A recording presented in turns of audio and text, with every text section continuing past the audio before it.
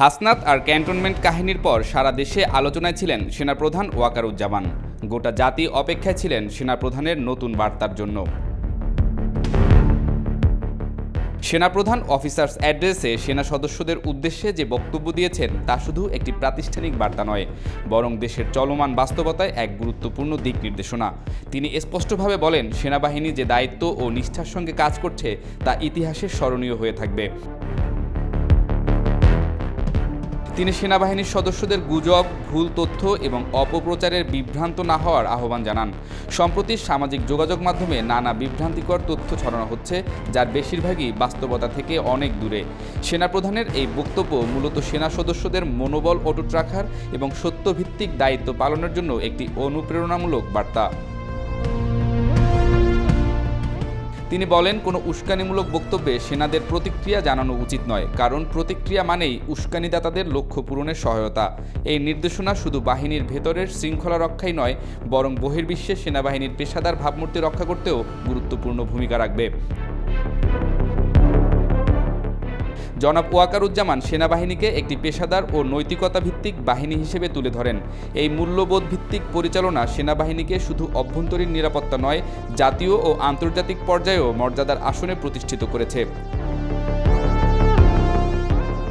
সেনাপ্রধান বর্তমান সময়ে সেনাবাহিনীর কিছু গুরুত্বপূর্ণ কাজের প্রতি দৃষ্টি আকর্ষণ করেন। যেমন 5 অগস্ট পরবর্তী সংকটময় পরিস্থিতিতে সেনাবাহিনীর দৃঢ় ও শান্তিপূর্ণভাবে দায়িত্ব পালন করেছে। এই ভূমিকায় জাতিসংঘ মহাসচিব আন্তোনিও গুতেরেস প্রশংসা করেছেন, যা আন্তর্জাতিক অঙ্গনে বাংলাদেশ সেনাবাহিনীর ভাবমূর্তি দৃঢ় করেছে। তিনি সামনের ঈদকে কেন্দ্র করে আইন শৃঙ্খলা বজায় রাখার নির্দেশ দেন। ঈদ একটি স্পর্শকাতর সময়, যেখানে যে কোনো উস্কানি বা নিরাপত্তা ঘাটতি দেশের স্থিতিশীলতা নষ্ট করতে পারে। এই প্রেক্ষাপটে সেনাবাহিনীর সক্রিয় প্রস্তুতি দেশের জনগণের মধ্যে আস্থা ও নিরাপত্তাবোধ তৈরি করে। রোহিঙ্গা সংকট মোকাবেলায় সেনাবাহিনীর মানবিক ভূমিকার কথাও তিনি তুলে ধরেন। কক্সবাজারে 1 লাখ রোহিঙ্গার জন্য ইফতার আয়োজন ছিল একটি ব্যতিক্রমী মানবিক উদ্যোগ।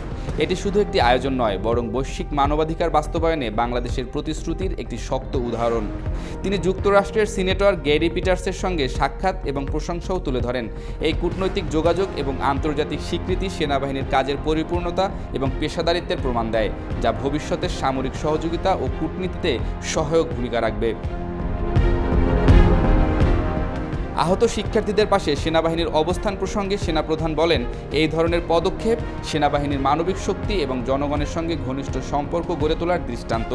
সব মিলিয়ে সেনাবাহিনী আজ শুধুমাত্র একটি প্রতিরক্ষা বাহিনী নয়, বরং জাতীয় স্থিতিশীলতা, মানবিক সহায়তা ও আন্তর্জাতিক সহযোগিতার এক নির্ভরযোগ্য স্তম্ভে পরিণত হয়েছে।